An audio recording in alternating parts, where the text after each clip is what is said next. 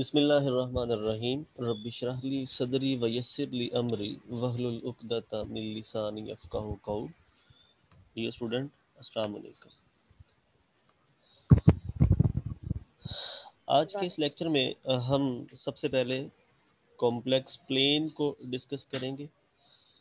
Concept of complex plane किसने develop किया, polar form और ट्रिग्नोमेट्रिक फॉर्म क्या होती है, एंड आफ्टर देन कुछ थ्योरम्स एंड क्वेश्चन जो हैं उनको हम सॉल्व करेंगे। सर, ओके कल कल वाले लेक्चर से एक क्वेश्चन पूछना था। बेटे, वो लास्ट पे हम 5 मिनट रख लेंगे, उसमें आज के लेक्चर के मुतालिक भी और वो भी इंशाल्लाह साथ डिस्कस कर लेंगे। ठीक है। ठीक कॉम्प्लेक्स है sir. Plane, what is complex plane? एक complex number z which is equal to a plus b iota corresponding to the point a comma b in the xy plane and vice versa. In other way, you can say that there is one correspondence between complex numbers and points of the plane.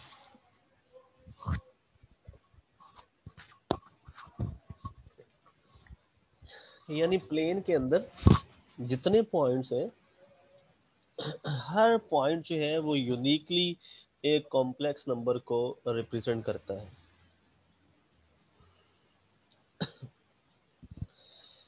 The xy plane in which a complex number z is represented by a vector OP। अगर आप देखें बेटे तो ये आपके पास horizontal axis है, ये आपके पास वर्टिकल एक्सिस है, और P आपके पास कोई भी ऑर्डर्ड पेयर है जो रिप्रेजेंट कर रहा है कॉम्प्लेक्स नंबर Z को। अगर आप उसको xy प्लेन में रिप्रेजेंट करते हैं तो यकीनन उसका जो हॉरिजेंटल डिस्टेंस है वो स्मॉल b होगा अगर आप इस पॉइंट को देखें तो, और जो वर्टिकल डिस्टेंस है ये आपके पास स्मॉल a होगा। जो x एक्सेस होता है उसको हम रियल एक्सेस बोलते हैं, और जो y एक्सेस होता है उसको हम इमेजिनरी एक्सेस बोलते हैं। तो अगर एक्स वाई प्लेन में किसी कॉम्प्लेक्स नंबर को वेक्टर OP के साथ डिनोट किया जाए तो हम उस एक्स वाई प्लेन को फिर सिंपल प्लेन नहीं कॉम्प्लेक्स प्लेन का नाम देते हैं, या Z प्लेन भी कहते हैं। और जो एक्स एक्सेस है वो आपका रियल एक्सेस होता है, और जो वाई एक्सेस है वो आपका इमेजिनरी एक्सेस होता है। And figure so obtained is called Argand diagram. तो ये जो रिप्रेजेंटेशन है किसी कॉम्प्लेक्स नंबर को as a point in a plane, plane के अंदर पॉइंट के साथ जो वन कॉरेस्पॉन्डेंस के ज़रिए जो है वो कॉम्प्लेक्स नंबर को रिप्रेजेंट करने का तरीकाकार है, ये सबसे पहले एक फ्रेंच मैथमेटिशियन J.A. आर्गेन ने जो है वो डिस्क्राइब किया था। इसी नाम की निस्बत से इस डायग्राम को आर्गेन डायग्राम का नाम दिया जाता है। The inclination theta of a complex vector OP with positive direction of x-axis is called argument। ये एम्पलीट्यूड भी इसको कहते हैं या फिर आर्गुमेंट बोलते हैं, and written as ARG of complex number Z। Argument of Z जो है ये बेसिकली tan थीटा की मदद से हम जो है वो फाइंड आउट करते हैं।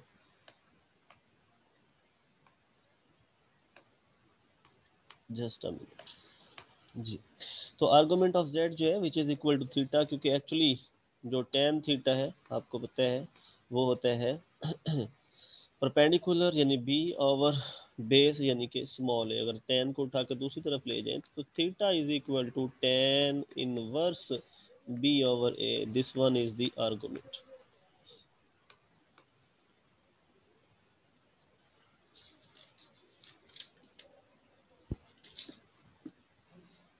हाँ जी।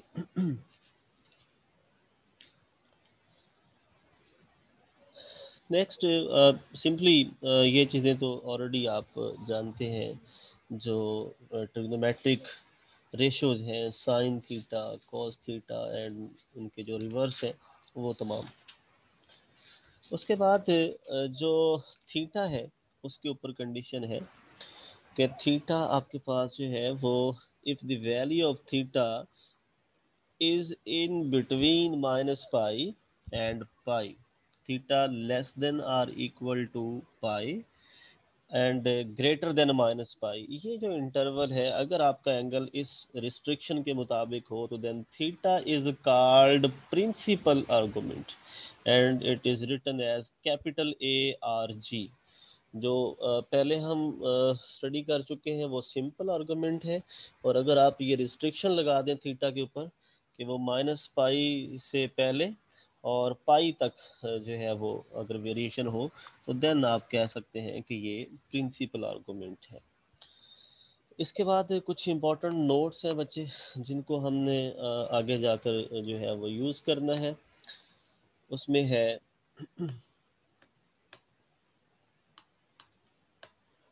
सबसे फर्स्ट नंबर पे जो है बेटे वो अगर आपके पास जो कॉम्प्लेक्स नंबर है वो फर्स्ट क्वाड्रेंट में हो तो आप उसका जो एंगल है वो सिंपल थीटा ही हम उसको कंसिडर करते हैं, लेकिन अगर वो सेकंड क्वाड्रेंट में हो तो फिर बेटे हम पाई माइनस थीटा जो है यानी एंगल निकालने के बाद ये थीटा जो आर्गुमेंट है इसको निकालने के बाद पाई में से माइनस करते हैं। And then if z is equal to A B which is a complex number is in third quadrant then we write minus लगा देते हैं, जो पाई माइनस थीटा था उसके बाहर माइनस लगा देते हैं, या सिंपली आप यूं भी कह सकते हैं माइनस पाई, एक सेकेंड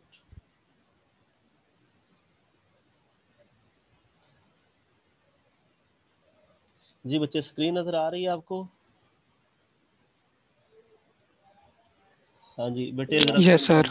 ओके। तो कुछ इस तरह से है कि अगर जो एंगल है वो फर्स्ट क्वाड्रेंट में अगर आपका कॉम्प्लेक्स नंबर जो लाई करते हैं वो आप इस पॉइंट से देख के बता सकते हैं, एक्स एक्सेस पॉजिटिव हो वाई एक्सेस भी पॉजिटिव हो, इट मींस वो फर्स्ट क्वाड्रेंट में लाई करेगा। तो देन अगर फर्स्ट क्वाड्रेंट में है तो फिर सिंपल थीटा होगा, तो जो आप आर्गुमेंट निकालेंगे वही इसका जो है वो आर्गुमेंट होगा। लेकिन अगर जो है वो सेकेंड क्वाड्रेंट में है तो फिर आप आर्गुमेंट निकालने के बाद पाई माइनस थीटा करेंगे, उसकी फाइनल वैल्यू जो है वो माइनस करने के बाद आएगी पाई माइनस थीटा।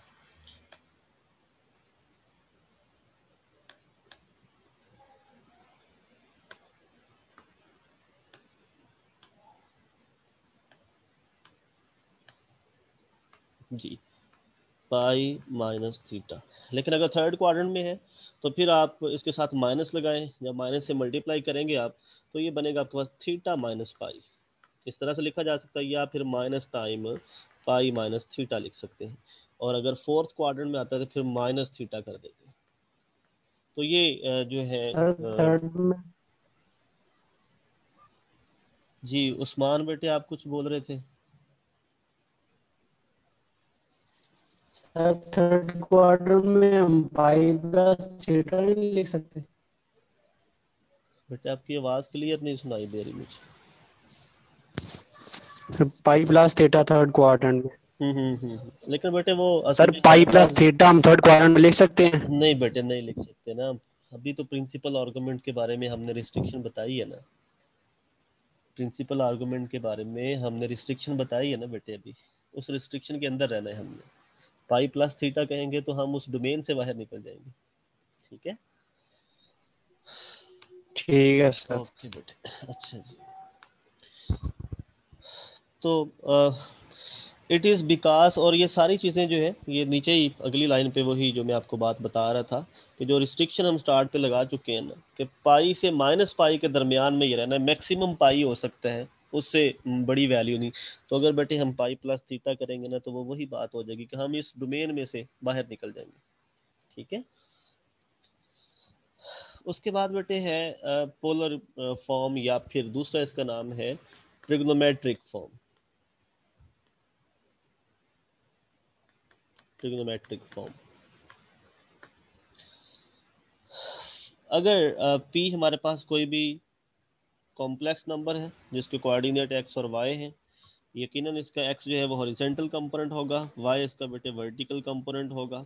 तो जो इन दोनों का रिजल्टेंट होगा वो z का मॉडुलस, यानी कि जिसको हम r के साथ डिनोट करने जा रहे हैं, वो r को रिप्रेजेंट करेगा। और थीटा कोई भी एंगल है बेटे।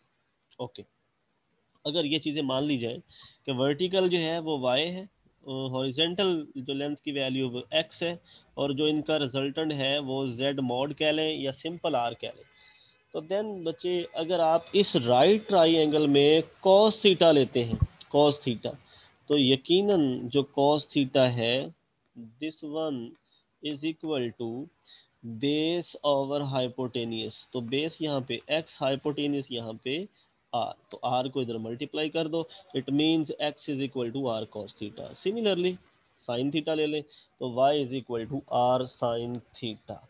और जो z कॉम्प्लेक्स नंबर है, अगर वो आप उसको गौर से देखें तो उसका एक रियल कंपोनेंट होगा, एक इमेजिनरी कंपोनेंट होगा। तो उसका जो स्ट्रक्चर है वो a plus iota b consider कर लें या x plus iota y consider कर लें। इसका नाम आप इक्वेशन नंबर 1 रख दें। अब x की वैल्यू भी बेटे आप निकाल चुके हैं, y की वैल्यू भी आप निकाल चुके हैं। वो दोनों वैल्यूज बेटे जो है इस इक्वेशन नंबर 1 में पुट कर दें। जहाँ पे x है वहाँ पे लिख दें r cos थीटा, और जहाँ पे बेटे y है वहाँ पे लिख दें r sin थीटा। जब आप ये दोनों वैल्यू बेटे इसमें पुट कर देंगे, पुट करने के बाद आप देख रहे हैं कि दोनों में r कॉमन आ रहा है, बेटे आप r को यहाँ से कॉमन निकाल लें। जब आप r कॉमन निकालेंगे तो ये बनेगा cos theta plus sin theta. इसको शॉर्ट फॉर्म में बेटे लिखते हैं, cos का c लिख लें, यूँ समझें कि आयोटा के लिए हम यहाँ पे आई लगा रहे हैं और साथ एस लिख रहे हैं। हम इसको सिज पढ़ते हैं बेटे शॉर्ट फॉर्म में, सिज थीटा। तो z is equal to R cis theta जो है ये इसकी बेटे पोलर फॉर्म बन गई। तो ये दो मुख्तलिफ किस्म की फॉर्म्स हैं। जो इक्वेशन 1 है बेटे ये रिप्रेजेंट कर रही है किसी भी कॉम्प्लेक्स नंबर की कार्टेशियन फॉर्म को, और जो इक्वेशन नंबर 2 है इसको कह लें, या फिर ये वाली इक्वेशन जो है इसको भी आप कह सकते हैं, ये बेटे आपकी पोलर फॉर्म है किसी भी कॉम्प्लेक्स नंबर z की। जस्ट 2 मिनट वेट कीजिएगा, अजान कंप्लीट हो जाए फिर आगे स्टार्ट करते हैं।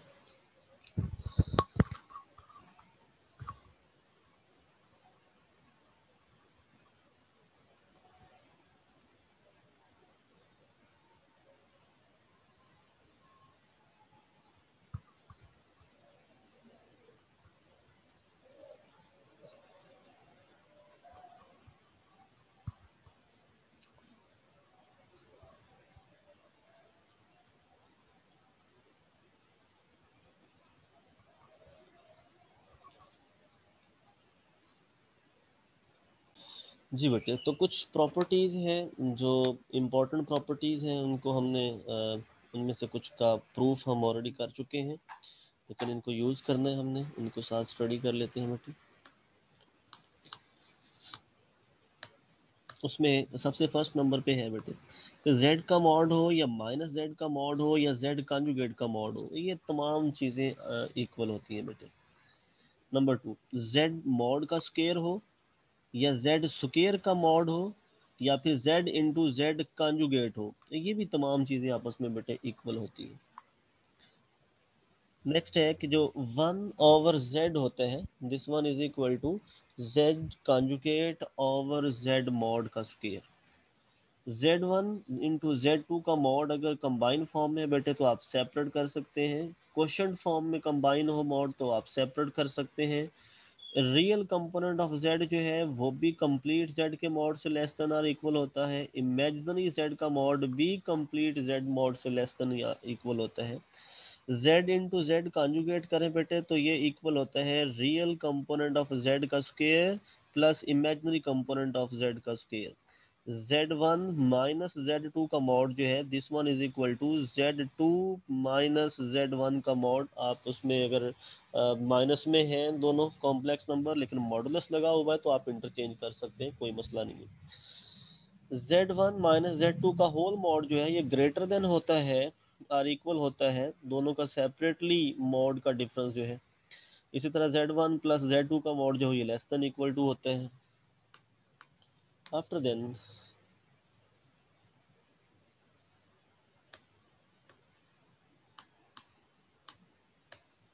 जी, आफ्टर देन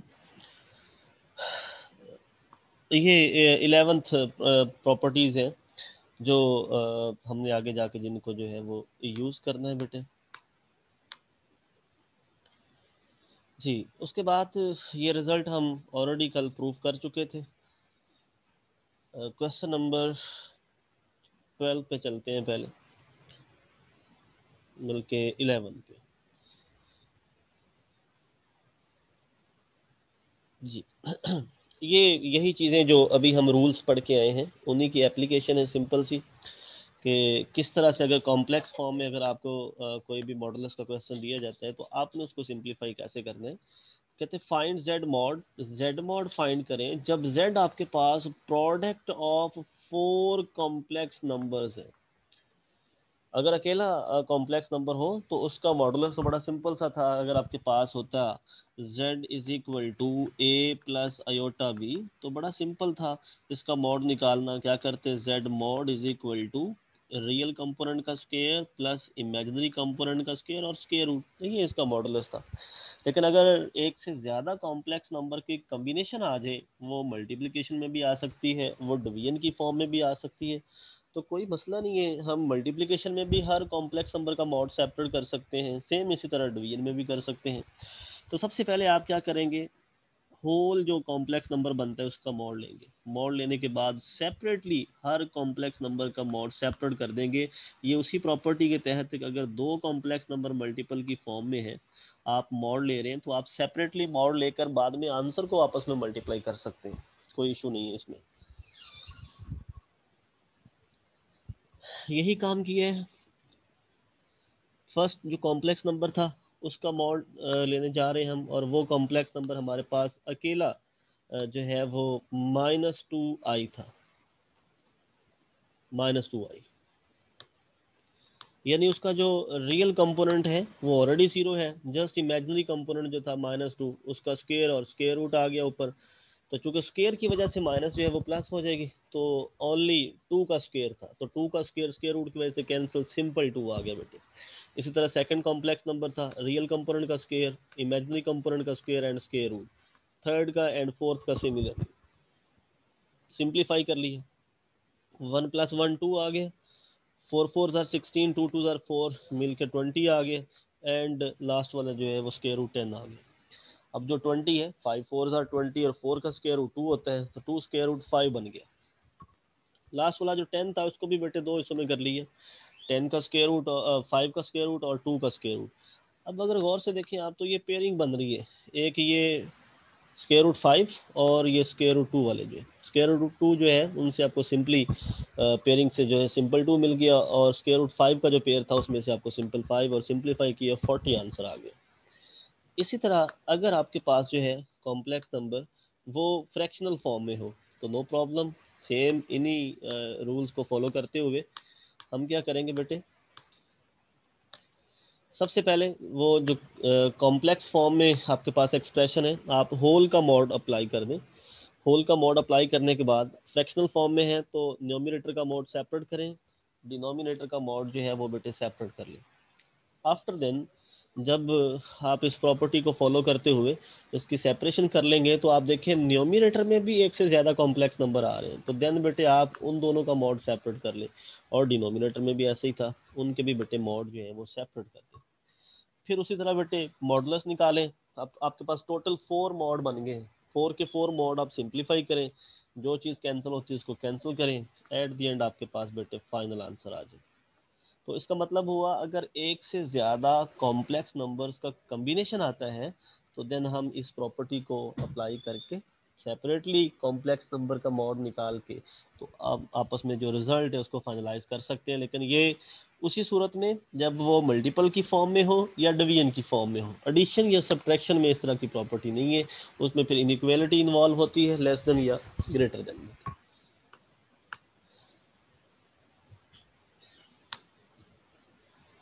जी नेक्स्ट क्वेश्चन है बेटे कि show that z is equal to a plus iota B. अगर आपके पास a प्लस अयोटा बी की फॉर्म में कॉम्प्लेक्स नंबर हो, इज रियल, ये कॉम्प्लेक्स नंबर रियल होगा इफ एंड ओनली इफ अगर z is equal to z conjugate के इक्वल है, यानी आपने लेफ्ट साइड से राइट और राइट साइड से लेफ्ट ये दोनों चीजें प्रूफ करनी है। एक दफा कंसीडर करेंगे कि जो गिवन कॉम्प्लेक्स नंबर है वो रियल है। अगर वो रियल है तो डेफिनेटली उसका इमेजिनरी कंपोनेंट हम जीरो कर देंगे, फिर ही वो रियल होगा ना। तो जब कंसिडर किया हुआ कि रियल है तो ओनली उसको आप रियल तक पहले लेके चलेंगे, देन आप प्रूफ करेंगे इस चीज़ को कि आपने उस कॉम्प्लेक्स नंबर का कॉन्जुगेट भी लिया है, लेकिन वही कॉन्जुगेट का आंसर भी वही बना है जो कॉम्प्लेक्स नंबर था। इट मीन्स कॉन्जुगेट और complex number itself both are the same. And second time जो है वो आप सेकंड कंडीशन को कंसिडर करेंगे कि कॉम्प्लेक्स नंबर और उसका कॉन्जुगेट आपस में इक्वल है, तो हम प्रूफ कर देंगे वहाँ पे कि जो कॉम्प्लेक्स नंबर है वो सिर्फ रियल कॉम्प्लेक्स नंबर है।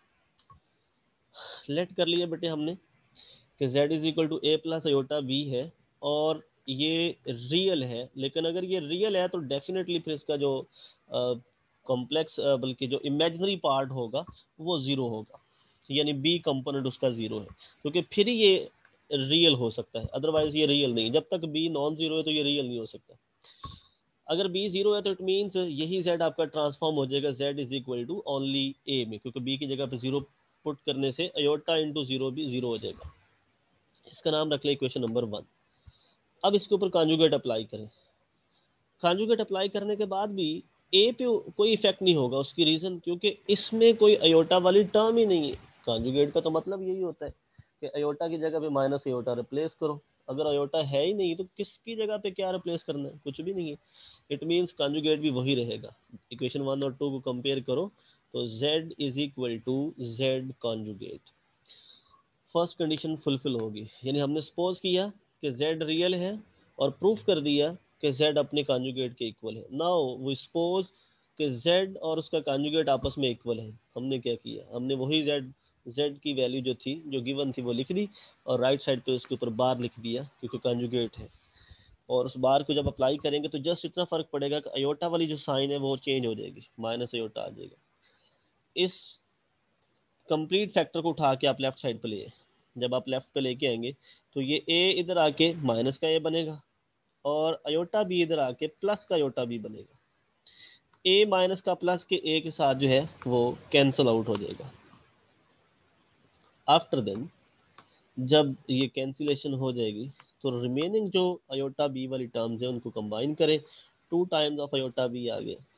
अब चूंकि जो 2 अयोटा है ना तो उसमें अयोटा ज़ीरो है और ना 2 ज़ीरो है, दो नॉन ज़ीरो का प्रोडक्ट भी नॉन ज़ीरो ही होगा। इट मीन्स टोटल जो 2 अयोटा है ये नॉन ज़ीरो है। तो आप किसी भी नॉन ज़ीरो नंबर से डिवाइड कर सकते हैं, कोई ऐसा मसला नहीं है।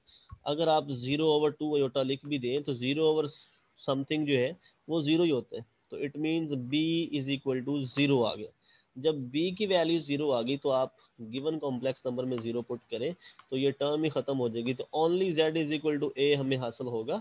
तो और यहाँ से अगर देखें अयोटा वाली जब टर्म ख़त्म हो जाए तो हम कह सकते हैं कि ये रियल नंबर है। तो इस क्वेश्चन में हमने बच्चे लेफ्ट साइड से राइट साइड प्रूफ करनी है। फर्स्टली हमने कंसिडर किया कि z जो है वो रियल नंबर है, हमने वेरीफाई किया कि z और उसका कॉन्जुगेट इक्वल है। देन कन्वर्सली हमने z इज इक्वल टू उसका कॉन्जुगेट सपोज किया और वेरीफाई किया कि z रियल है। थर्ड क्वेश्चन, नेक्स्ट क्वेश्चन उसमें है कि शो दैट कि z is equal to a plus iota b is purely imaginary if and only if z is equal to minus z conjugate. ये बेटे इन्हीं लाइंस के ऊपर चलते हुए आपने खुद वेरीफाई करना है, बिल्कुल सेम इसी तरह से है जी।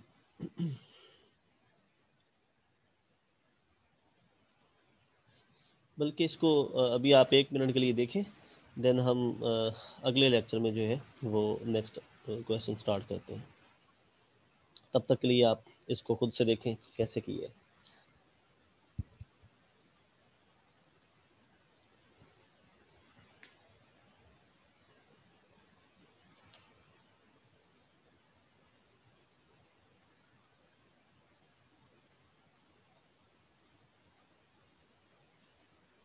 सर क्वेश्चन शो का नहीं हो रहा। जी बेटे क्या कह रहे थे आप? क्वेश्चन शो नहीं हो रहा सर। शो नहीं हो रहा? पिछला ही हो रहा है। पिछला ही क्वेश्चन शो हो रहा है। ओके ओके ओके, एक मिनट।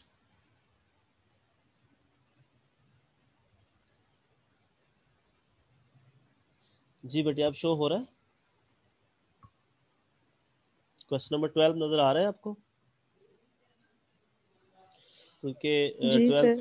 12 12 का सेकंड पार्ट अब देखिएगा। जी सर हो रहा है।